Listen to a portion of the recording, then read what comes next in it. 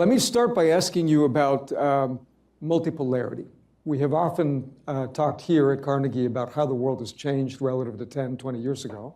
You have mentioned often that there's a multipolar moment that has already arrived.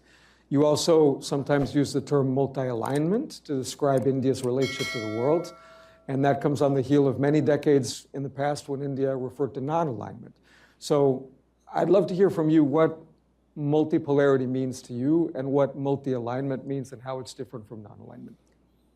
Just to complete it, I also use the word multi-vector so that you can go in different directions at the same time. So there's a multi-family out there. Look, if you stop and think about it, it's actually common sense. I was in the UN for the UNGA last week. And if you use the UN as a metric, there were 51 countries who started the UN, not all independent like us. There are 193. Now, if 140 countries, 150 countries gained independence since the Second World War, and then their economies, because gaining independence really meant that kind of squeeze which the colonial powers were putting on them was no longer there to that extent. Once they started their own production, their own consumption, their own economic growth, then it's only a matter of time before all of this starts to play into a redistribution of where economic activity is in the world. So if you look at, say, the top 20 economies in 1950 and look every 20 years how that's changing, you can actually see multipolarity beginning to form. I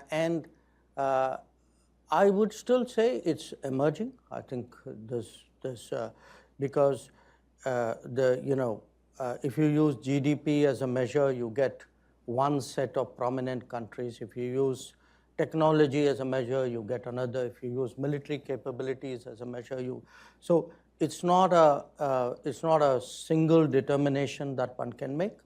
But there is no question that there's ultimately a smell test. In the 1980s, when I first came here to Washington, so many more decisions would be made by the United States and Soviet Union, and often the two together. In the 1990s, I'd say late 90s, perhaps, so many more decisions were made by the United States alone. Today, if you were to look at any big global issue, it's important to have to carry other countries along, and that to me is an indication of how the world has changed, how much more multipolar it's become. It's not just become more multipolar, it's also become more regional. And that's a subset of that multipolarity, that you would have problems where you would often leave it to the countries of the region because the ability of the major powers to get involved in everything is less. The ability of the regional powers to contest the getting involved in everything is more. So you can have crises which essentially end up as something, where not everybody gets involved, not the big powers necessarily get involved. So now look at it from the perspective of a country like India. If we have more decision-making centers, more players of influence, more combinations in a way, then obviously you want to work with as many of them as possible. So you try to optimize your positioning and your relationships, which is why multi-alignment or multi-vector. And again, it depends on the issue. I mean, there would be a set of issues where, let's say, the US is a very natural partner. There may be issues where the US may not, and some other set of countries may be. So how do you, and as you get bigger, interestingly, your agenda increases, so the need for partners also grow. So to me, that rebalancing accelerated by globalization, leading to multipolarity, leads a country like India to look at multi-vector and multi-aligned policies, and that's essentially what we're trying to do. And how is that different from the non-alignment of the 1970s, for example? You know, it's different for 2-3 reasons. One, we were, obviously our interests were more defensive then. Our capabilities were less. Our contributions were less. I mean, let me give you a kind of example. You have these Houthi attacks in the Red Sea, okay? We are affected. All of Asia is affected because it's the main shipping line. Now, maybe 40 years ago, we'd have said something about it. Today, apart from saying something about it, you also send your ships and say, okay, we will make sure that we contribute to an international effort to secure the sea lanes. So it's the difference between the earlier era was it was more defensive, it was less capability driven. It was also less active in actually pursuing outcomes. Mm-hmm. So here you have a dog in every fight as you get bigger. So you can't say, I don't like it and I will stay away. You may not like it, but you still got to work on it in some fashion, directly or indirectly.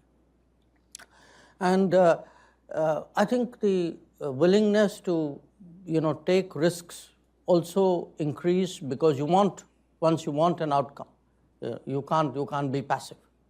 So it's far more active, capability driven, and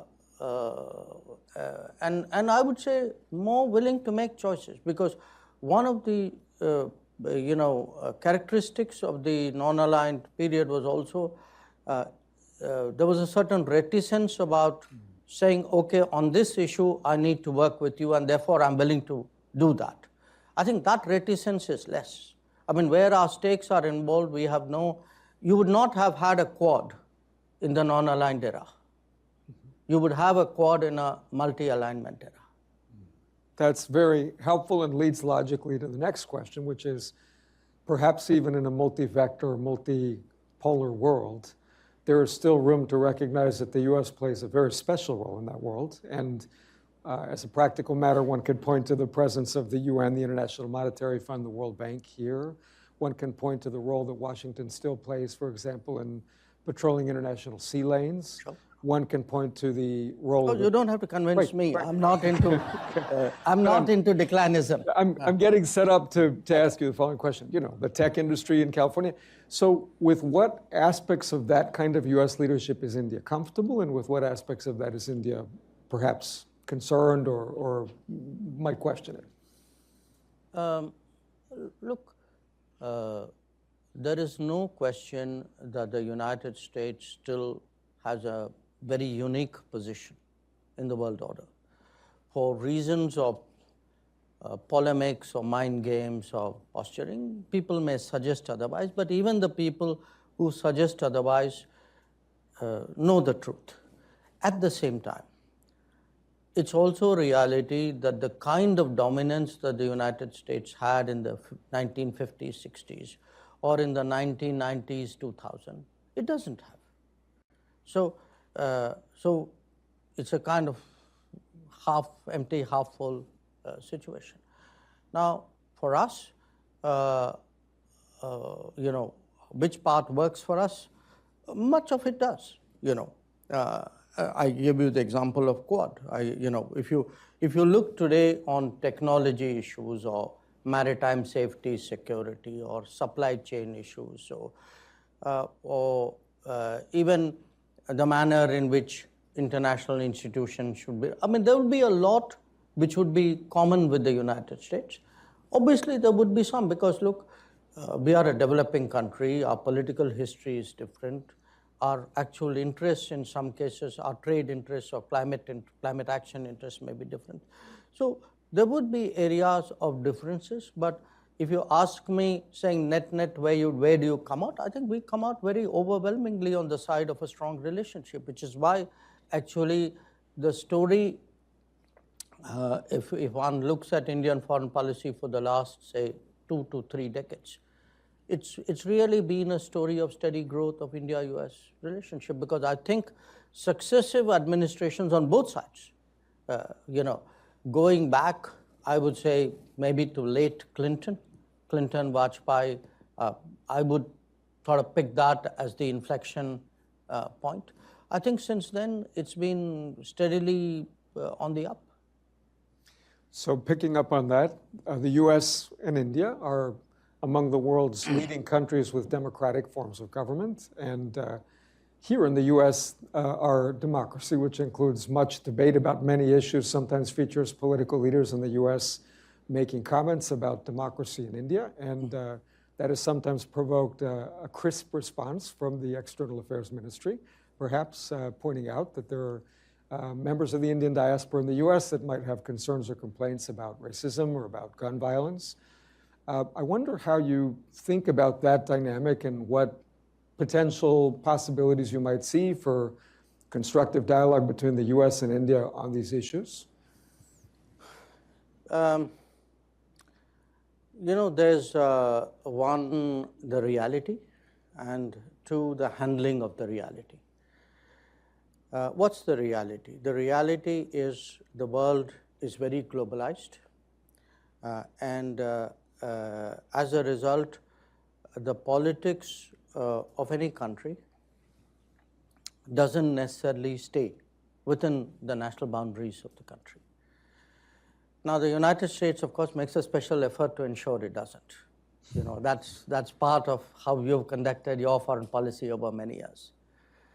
Now, as in a globalized era where there are also global agendas, there are players who like to shape not only the politics of their own country or their own region, but try and do it globally.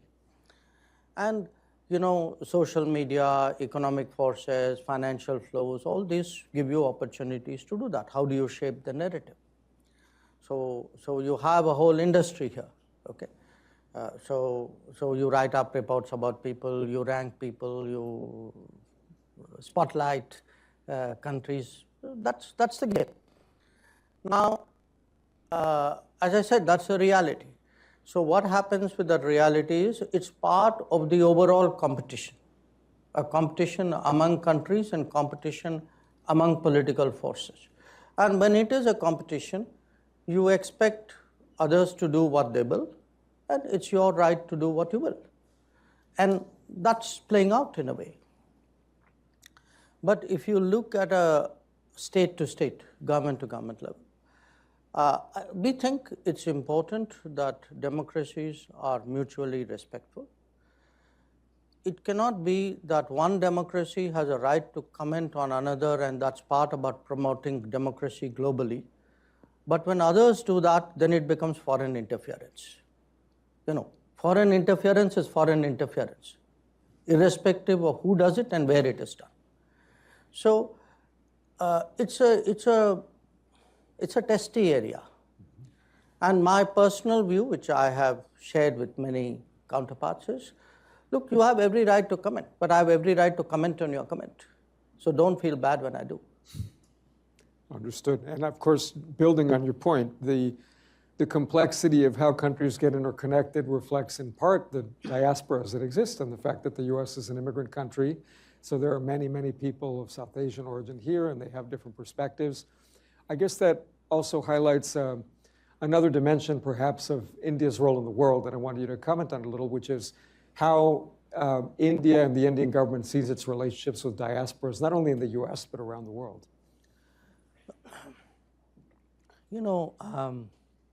We have roughly about something like 18, 19 million Indian nationals who live abroad. These are people with Indian passports.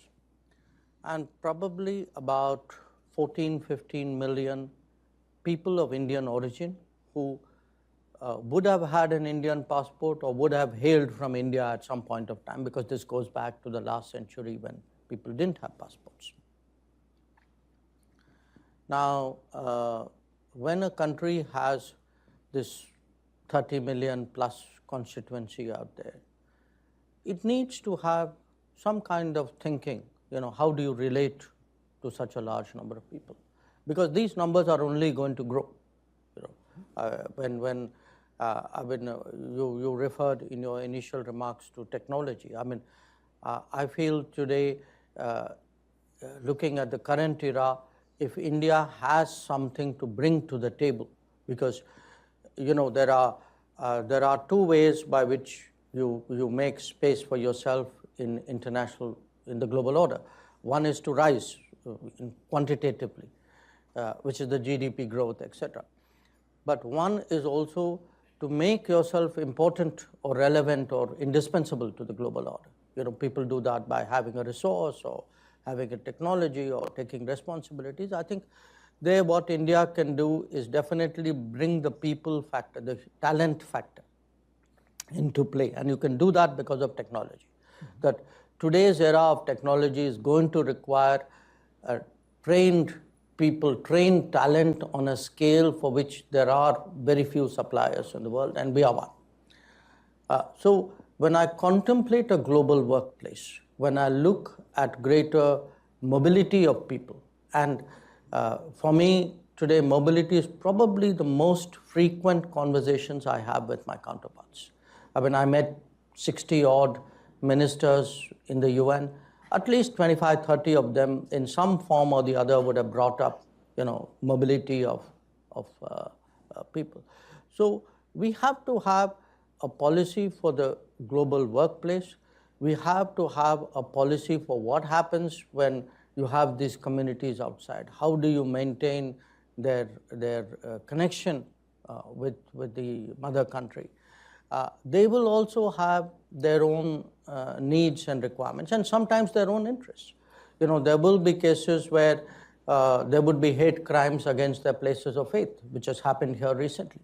So then how do you stand up for them? So there will be issues where we have to stand up for them. There will be issues where you have to do some advocacy. There will be issues where it's important to maintain their culture and their identity and their tradition and their heritage. And I think it kind of comes as a package. And in the last decade, that realization has been very sharp. So the diaspora aspect of our foreign policy has been really far more prominent than it was in the earlier era. Let me build on your comments about technology and ask you about the role technology is increasingly playing in India's domestic affairs and internationally. I have noticed that if I draw a through line between the domestic and the international, India is interested in extending the scope of connectivity to hundreds of millions of people who previously lacked access to electricity. Now they've leapt forward and can use QR codes and mobile technology to do payments. India is playing an increasingly prominent role in discussions of digital public infrastructure, discussions of compute and AI. How do you see India's relationship to the tech issue and the role that it plays, particularly in security as well as development? It's a sort of very open-ended question. So let me limit it to two comments. I think what is happening in India, what has happened in India over the last decade and continues to happen, in terms of deployment of technologies for governance, for service delivery, for public social welfare, is actually an extraordinary story. What it has enabled us to do is to take up challenges which were either not addressable at all, or if so, on a very small scale, and then use technology to really massively expand it. So when you are able today to have a system with a backbone of a digital identity of people, and then are able to figure out their entitlements, and then are able to deliver on those entitlements knowing that it's going to the right set of people, then it's a totally different world out there. If 10 years ago, I had sat with you and said that, look, in the coming 10 years, we will be able to deliver 40 million homes to people and know exactly which people we're going to give it to. You wouldn't believe me. I wouldn't believe myself. If you say that, look, we have today equivalent not of a food stamp, but like a food support system, which covers 820 million people. Or you have, how important, everybody struggles with health access. Okay, it's a big issue in this country as well. So to create at our level of income, remember we're still a $3,000 per capita income country. At $3,000 per capita, if you can optimize your health system using technology, and actually today I think our health coverage is about 600 and something million. So we can contemplate doing things which we could not have done till we developed a digital public infrastructure. So that would be one. A completely different example, or actually not completely, slightly related. I would say look at something, a big issue in international politics, which is the semiconductor world. How do you create the supply chains for it? How do you make sure they are reliable, they are trusted? And I think today the India is in a sense gearing up for that world. And we want to come in also as a technology player, including on the hardware side. That if Apple phones is today making so much of its production in India, if we are, after years of neglecting this domain, today we have a serious semiconductor mission, of which our crucial partner is the United States. So when we see, a lot of what is happening in this country, but I mean, it's just that the particular segment of that industry with us is different than yours. But I would say there too, we can make a big difference, because at the end of the day, technology is not impersonal. Technology means people. Technology means designers. It means engineers. It means somebody's mind has got embedded in a chip. So it is, I think, something which we can make a big difference on. I note that also in your UN speech, you noted that for all the promise and possibility of technology for India and the world, there's also always a darker side and risks, and that suggests to me a balanced approach to the international discussion about technology. Since you mentioned trade, it does make me think of China and the complex relationship that India and China have. I note that just recently China surpassed every other country in its trade relationship with India, and yet tensions with China persist, and I would love to hear how you see the strategic picture with respect to China and what India is trying to achieve in its relationship with China.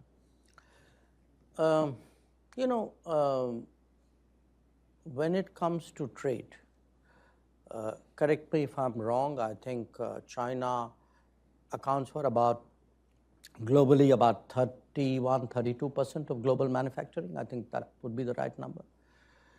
And a lot of that has happened because over multiple decades, the international business, which is primarily Western-led, has chosen to collaborate with China for mutual benefit. So today, for any country, if you are into any kind of consumption or even into any kind of manufacturing, sourcing out of China is something which is inevitable. Because if you are consuming, if you are not manufacturing and consuming, that's probably where you get a lot of things the cheapest. And even if you are manufacturing, a lot of your components and your semi-processed materials, come out of there. So what happens is that, in a sense, trade with China at one level is almost autonomous of the political or the rest of the relationship, you can say. So I don't think it's just a question of numbers. You also need to look at what is it which you are trading, because there would be countries who would be more sensitive to their exposure. There would be countries who wouldn't care. So I think for us today, because we were earlier on digital, on technology, we are very sensitive to our data flows. It's often, to me, a little perplexing that people debate so deeply how the data must be secured at home. but are less concerned about what happens when the data leaves your borders. So in a much more data-sensitive world, in a much more technology-sensitive world, I think it's important to look at what your exposures are, how do you mitigate it, how do you balance it, how do you diminish the risks. Separately from that, in terms of our own relationship with China, I think it's a long story, but the short version is that we had agreements on how to keep the border peaceful and tranquil, and those agreements were violated by China in 2020. And because we have forward deployments of our militaries, there are resulting tensions. And until those forward deployments are addressed, the tensions would continue. If the tensions continue, it casts a natural shadow over the rest of the relationship. So our relationship hasn't been great for the last 4 years. Another element of China's role in the world, of course, is the discussions that play out between the US, China, the European Union, EU, BRICS countries around international economics. And this brings me to ask you a little bit about de-dollarization as a possibility for the world. At times, India has expressed interest in an alternative currency that can serve as a reserve mechanism. And I wonder how you see that right now, what you see as the role of the dollar and these discussions about international economic policy. No, I think you have us confused for someone else here. Because we have never actively targeted the dollar. That's not part of either our economic policy or our political or our strategic policy. Some others may have. What I will tell you is a natural concern we have. Okay. We often have trade partners who do not have dollars to trade. Okay. So we now have to look at whether we forego dealings with them, or do we find some settlement which works otherwise? So there's no I can say malicious intent vis-a-vis the dollar in doing this. We're trying to do our business. Sometimes you make it difficult, in the use of dollars. So we have some trade partners with whom trade in dollars becomes difficult because of your policies. So we have to obviously look for workarounds. But for us, again, look, as we spoke about rebalancing, we spoke about multipolarity, obviously all of this is also going to reflect on currencies and economic dealings. So it is the era of American dominance is also an era of dollar dominance, an era of a certain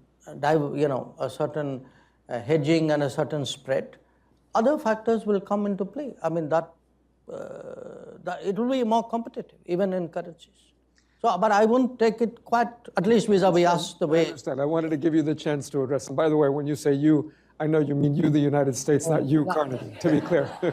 We have limited control over international economic policy so far, at least.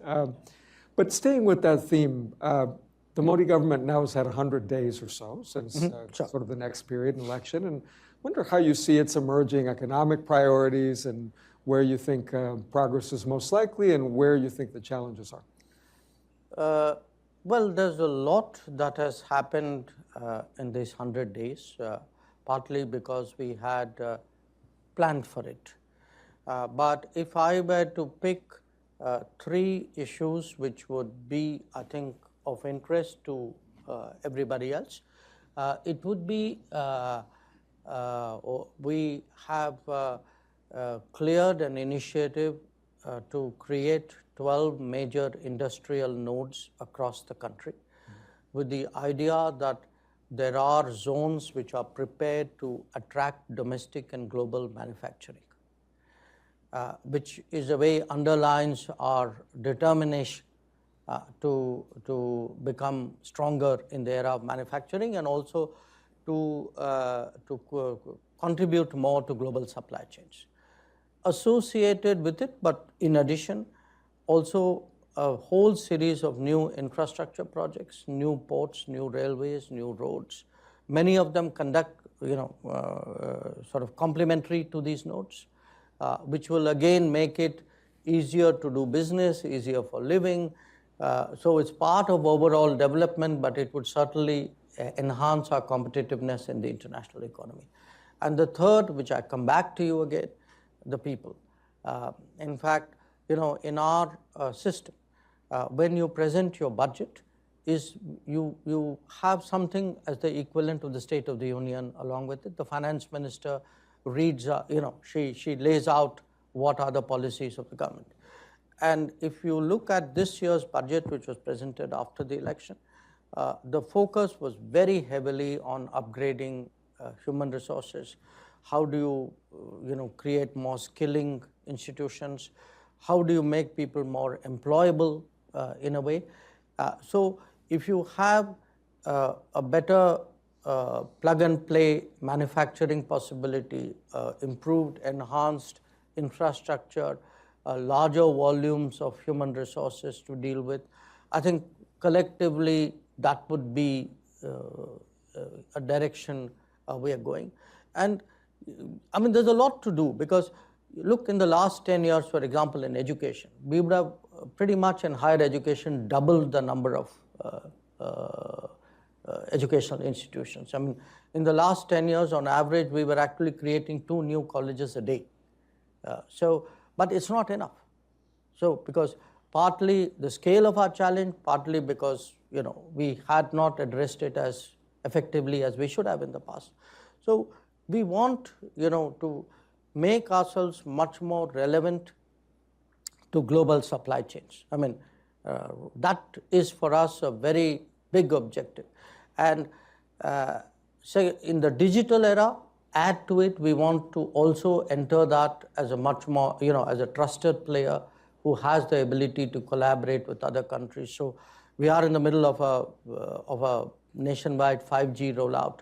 But an Indian 5G stack, for example, we think has an international appeal and potential, which we need to exploit. So I would pick this among the 100 days as a set of policies which would be of interest, I think, to the audience. We have our own kind of digital public infrastructure here at Carnegie, and that we have questions from the audience that will show up in this iPad, and I'll ask you about them in a minute. But I want to maybe, for me, ask you one last question that in a way goes back to where I started. I started by mentioning an enduring peace and Carnegie's own mission, but also the connection between peace and the prosperity that we hope to see around the world by helping countries deliver for their people. And I can't ignore, and nobody here can ignore, that there is a hot war playing out right now. In fact, there are several in the world, in the Middle East, in Ukraine.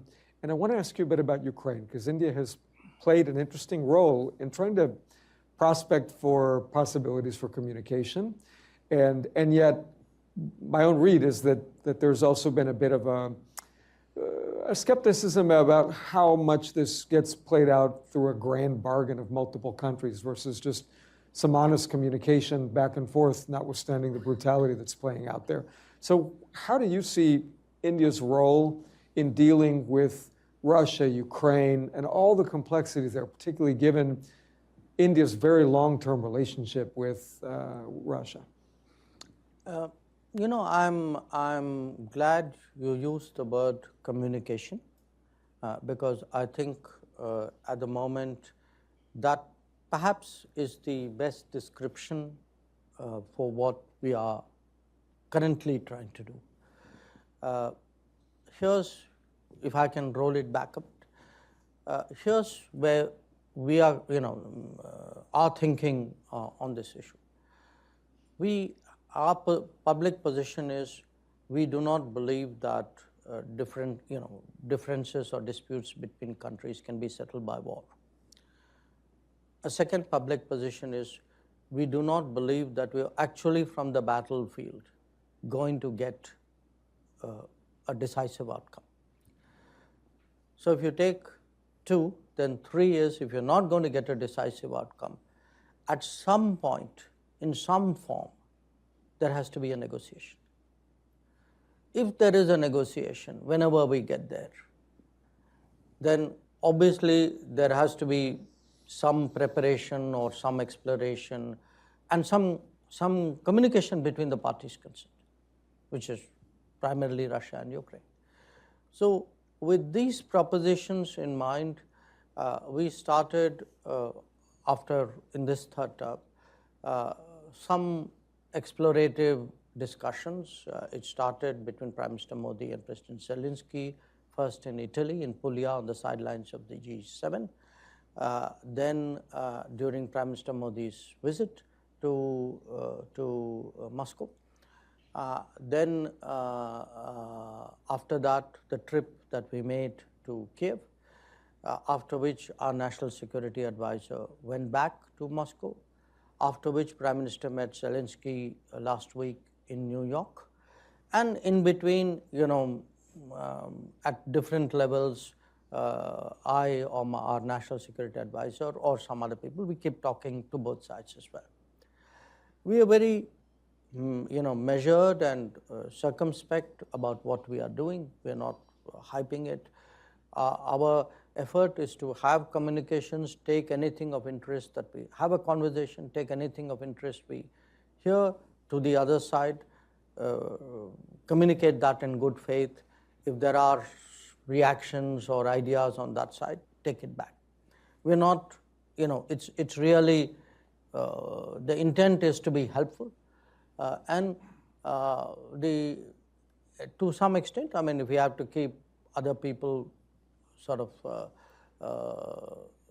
informed, where it is necessary, we do that as well. So there are not many countries. Look, we are into a third year of a war. There are not many countries today who have still the ability to go to these two capitals, talk to the two leaders, and then go back to the other one with that. I think in any conflict, if the intention at some point is to end the conflict, it is such endeavors are useful. I would say they're even laudable. But again, please do understand, we are not promising anything. We are not suggesting we have some grand bargain or a peace plan. We are simply trying to do something helpful, reflecting the widespread anxiety in the world that this conflict is actually making everybody's life very difficult. That's a perfect segue into a question from the audience about something we were just discussing before we came out here, Minister, and it's about the escalating violence in the Middle East. Mm-hmm. So how does India see its approach to Israel policy, Lebanon, the wider conflict possibilities and risks? Well, look, if one looks at the current situation, I think it would be right to start off with October 7th. We regard October 7th as a terrorist attack. We understand that Israel had a need to respond, but we also believe that any response by any country has to take into account international humanitarian law, that it must be careful about any damage or any implications for civilian populations. And that given what has happened in Gaza, it is important to have some kind of international humanitarian effort out there. And we are very much concerned at the possibility of a broadening of the conflict, not just what happened in Lebanon, but also, I referred earlier to the Houthis and the Red Sea. And, to some extent, anything that happens between Iran and Israel. So, again, it's one thing to be concerned. I'm sure you can say that for a lot of countries. If, as part of that concern, you can end up doing something about it, again, don't underestimate the importance of communication in difficult times. If there are things to be said and passed on and passed back, I think those are all contributions that we can make, and we do. Terrific. We have a question about the Pacific Islands and the Act East approach that the Prime Minister has made a cornerstone of his foreign policy in the Indo-Pacific. What is your sense of how India regards the Pacific Islands and their role India's sort of perspective around the world, and how do you see India's approach to these regions? Well, we have a historical connect with one Pacific island, which was Fiji, because during colonial times, a lot of Indians were transported there as indentured labor. But again, as part of a longer-term foreign policy vision, I mean, we are today trying to operate in the immediate, the medium, and the longer term. We have created a forum of Pacific Island countries, India Pacific Island, which has had three gathering our ideas every 5 years at least. You try and meet, and we just had one last year in Papua New Guinea. But today, with every one of the Pacific Island nations, we have some kind of development program going there. There would be an Indian project there. Somebody would be getting trained there. Something would be happening in health or education or IT out there. They would be sending their people to India. Many of them have set up embassies in India. So we feel, as part of our global South solidarity, that these smaller countries, they were, by the way, countries, many of whom got their vaccines from us during the COVID. And they have some very peculiar problems. For some reason, there's a big kidney issue there. So there are dialysis facilities are greatly wanted. So we are trying to address a lot of their socio-economic needs and build a long-term relationship with them, just as we are with the CARICOM at this side. And we feel that these are good. They are good expressions of global South solidarity. They are actually doing good in the world, which often people underplay. And for us, as a long-term, I can imagine a time, I mean, it may not be my time, India too would be a global power. And if you are, you don't turn on the switch one fine day and say, oh, okay, today I'm going to be bigger than I was yesterday. I think you need a sort of a long landing strip here to prepare for that. So I think what we are doing, I'm convinced, will in a sort of at the moment we are working on a 2049 plan, 2047 plan. That's 100 years of our independence. When I think of where an India would be in 2047, I think it's very important that with these what would be considered distant regions, we have actually much closer ties. Building on that and coming closer into India's immediate neighborhood, there's a question about the South Asia region and how the region has experienced a certain degree of shocks recently. There are concerns over Nepal-China ties, Maldives-China ties, tumultuous election in Sri Lanka, Hasina Saud in Bangladesh. Say a bit about how India's approach to its immediate region is evolving. Structurally, our relationship with our neighbors would be much stronger than it has been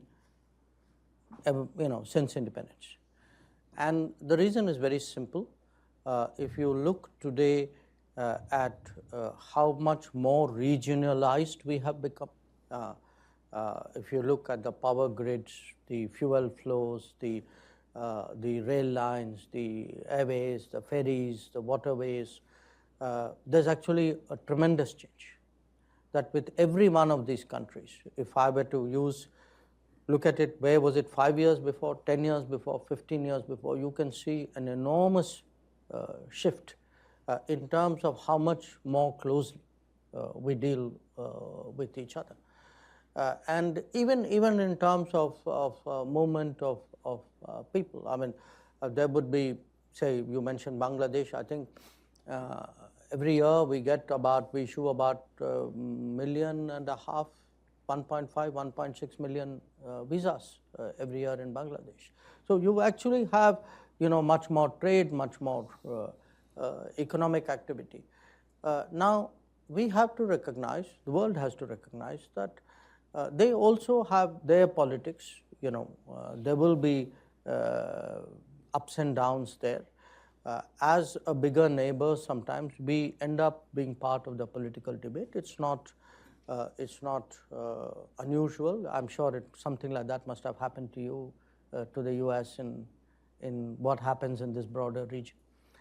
So we have to factor it in, and my own sense is the best way of dealing with that is, rather than get overexcited by immediate events, you allow the stability factors to play out. You respond with a degree of sobriety and responsibility to anything that happens. And where China is concerned, I mean, there are two factors here. One, that China itself, for some countries, is also a neighbor. So in a sense, there would be a few cases where China is a neighbor or a near neighbor. So politics is competitive, and I tell my colleagues in the foreign ministry, saying, look, prepare to compete. I mean, this world's not going to give you anything on a platter.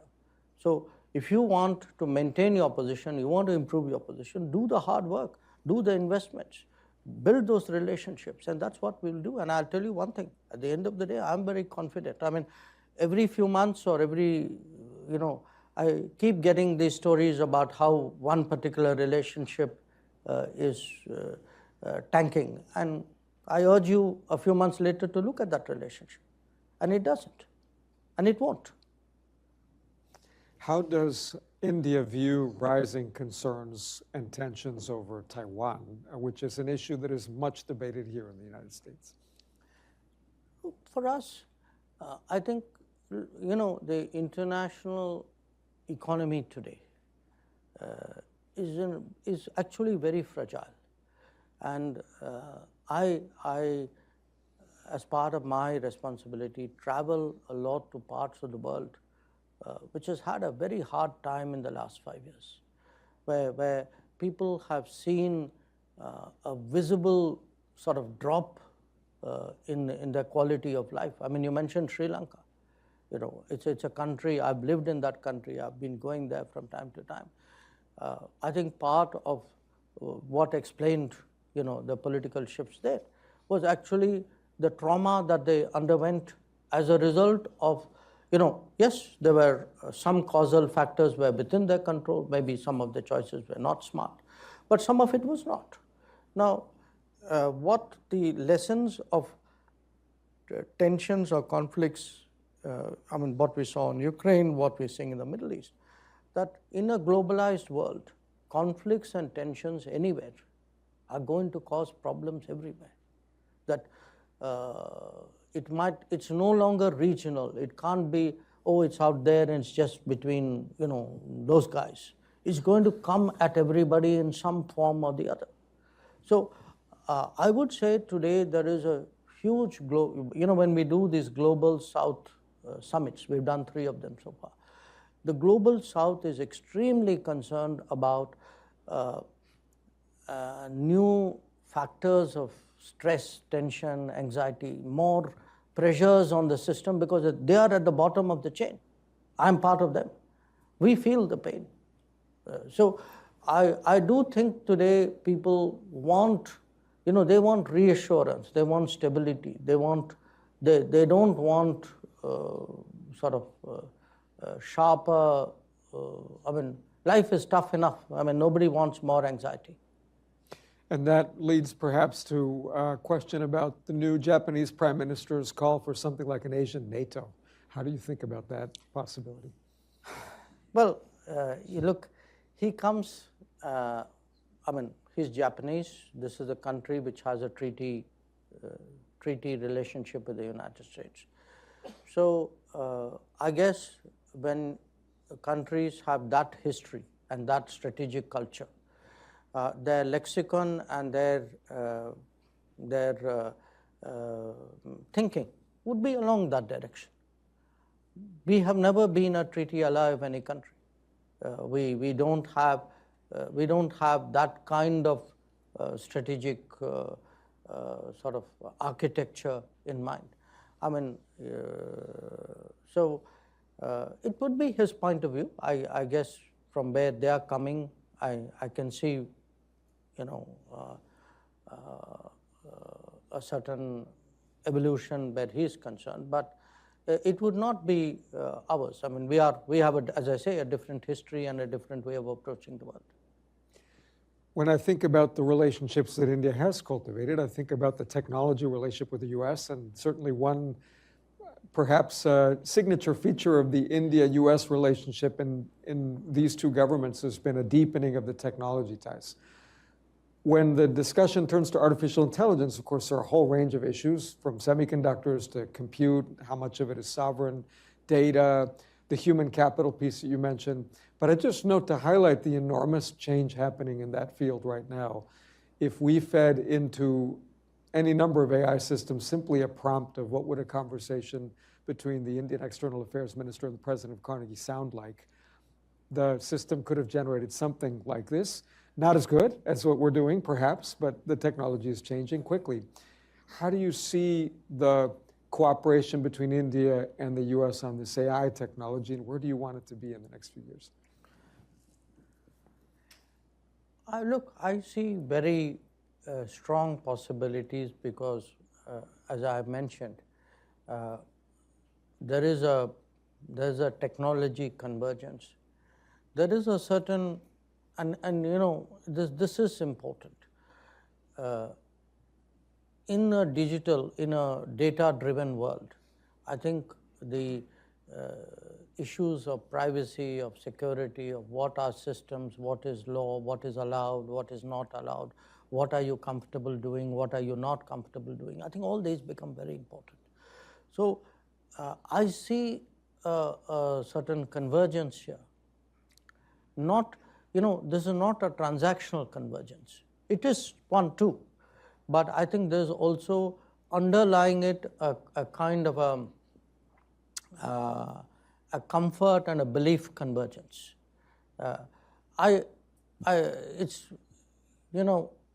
Think about it. Would you feel the same if your personal data, where does it reside, who has access, which company is looking at it?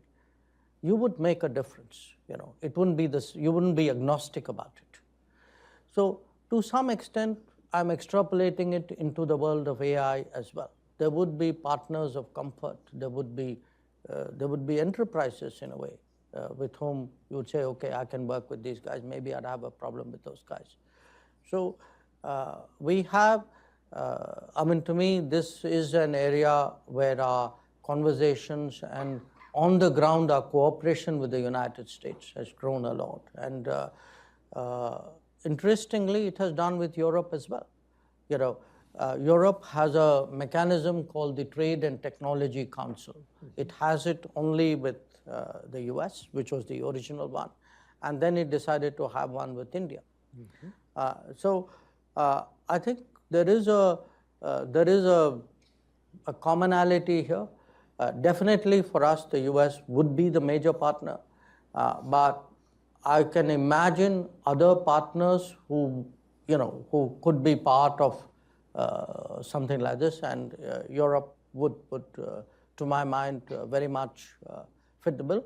To some extent, Japan would as well.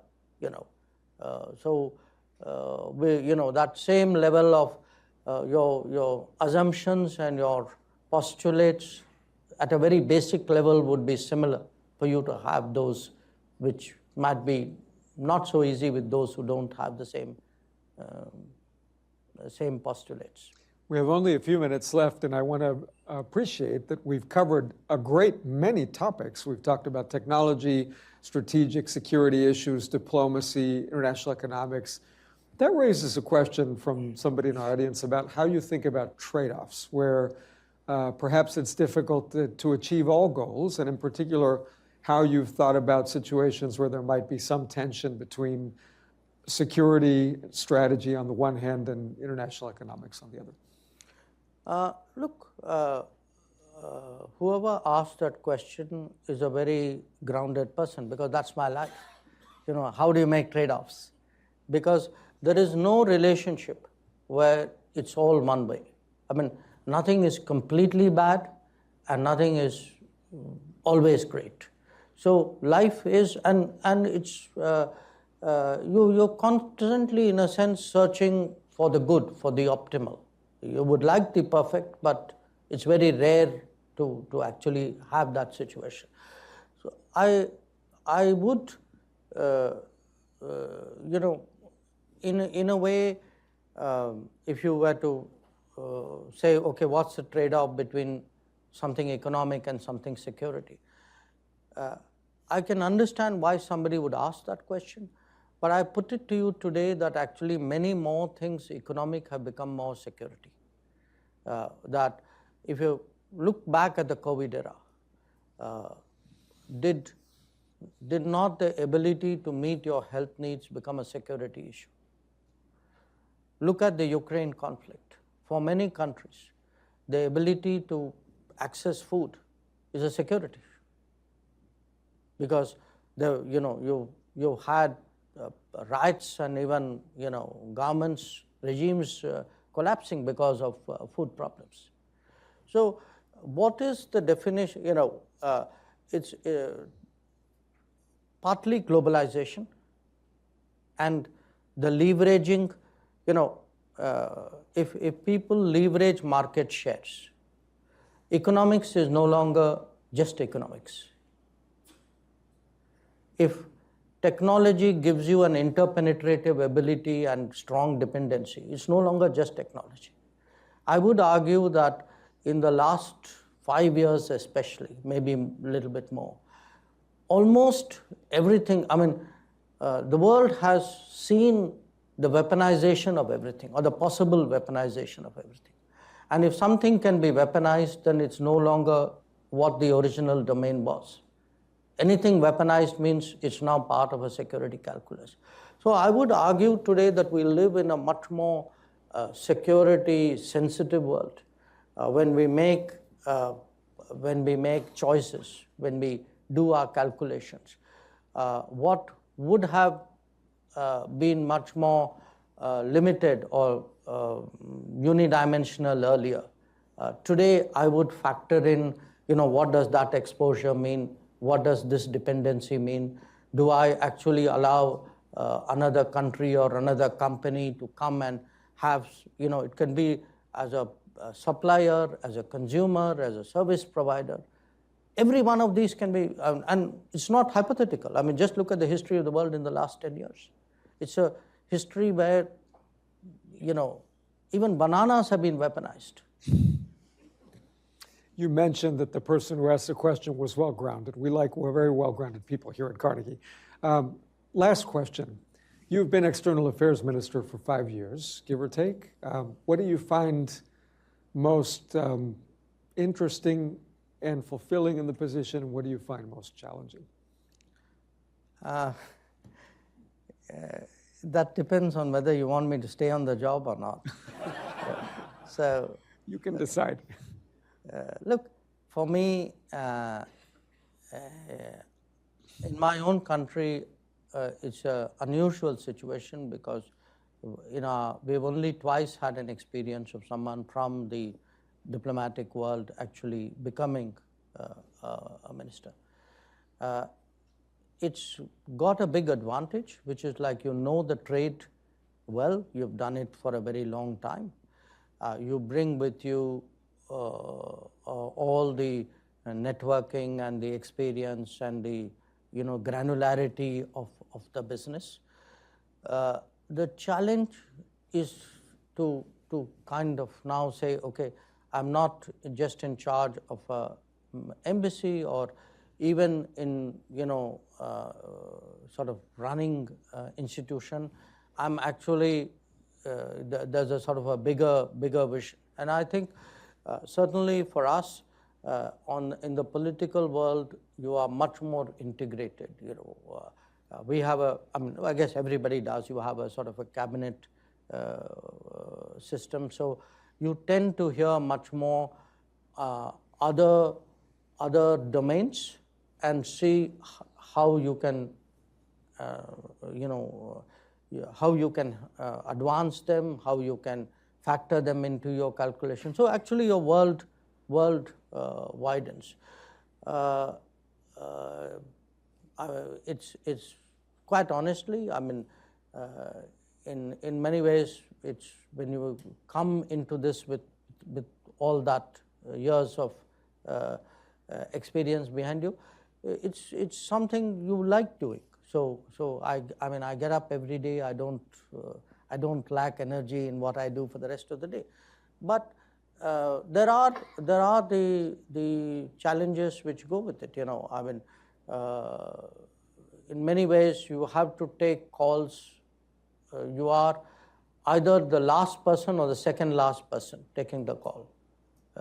I have a prime minister who, on some issues, I would go to, and it's a different responsibility. I mean, because it could be an evacuation operation, it could be a border situation, it could be a judgment call, and the rest of the system, in a sense, relies on your judgment, and that means there's then a responsibility which comes that, okay, you are it's your sort of thinking which matters. So it's been I would say a very interesting, very challenging 5 years. I've had only one predecessor, my immediate predecessor, who actually had completed 5 years in office. The turnover period in our part of the world is a little higher. So let's see how it goes. Okay. Thank you very much, and we look forward to having you back at Carnegie sometime.